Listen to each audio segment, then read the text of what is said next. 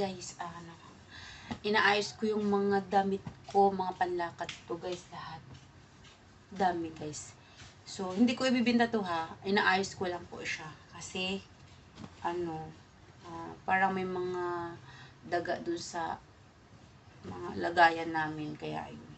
Tinanggal ko lahat ng mga panlakad ko. So, iniwan ko yung mga pangbahay lang dun. So, ito, ayusin lahat to ni Mike.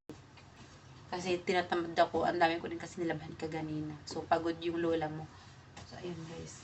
Baka gusto nyong bumili. Tag 50 pesos lang isa. Charot. Kailangan ko na siyang ibinta guys. Para meron ako pambiling napkin. Joke lang. So, ayan guys. Yung iba dito, kasya pa sa akin. Yung iba naman, hindi na siguro kasya sa akin. So, ayun. Kailangan ko nang kailangan ko nang ibigay ito sa aking mga kapamilya.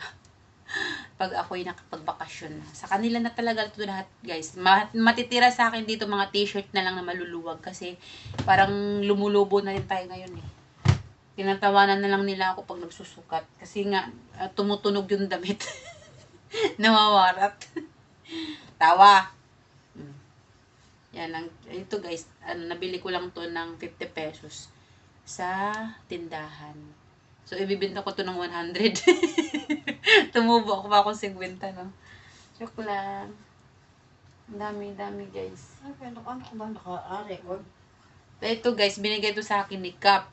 Dati, slim pa sa akin to. Fit pa to sa akin. Ngayon, Diyos ko Lord, para kang binalot na suman. E di wow na lang talaga tayo nito. Tapos ito. Ito. Hindi ko pa to nasusuot guys. Ito. Ayoko kasi siya suotin kasi pag sinuot ko to, nakita yung kigul-kigul mo, yung kigot-kigot mo, yung lubot ba, nakita ba? Ay nako.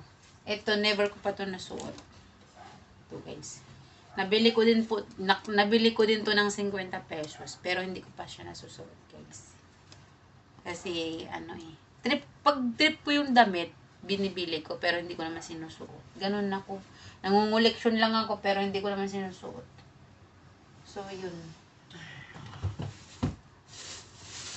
Bili na kayo, guys. Baka gusto nyo. Mga bago ko kasi talaga to, pero hindi ko talaga nasusuot itong dito iba. Tulad nito, isang beses ko lang to siya nasuot. Bigay sa akin to bigay sa akin to ng boss ko. Ito, bigay sa akin ni Ate Sel. Ate Sel, shoutout sa'yo dyan. Thank you so much for this. I love you. Sa yun ko, di ko dyan.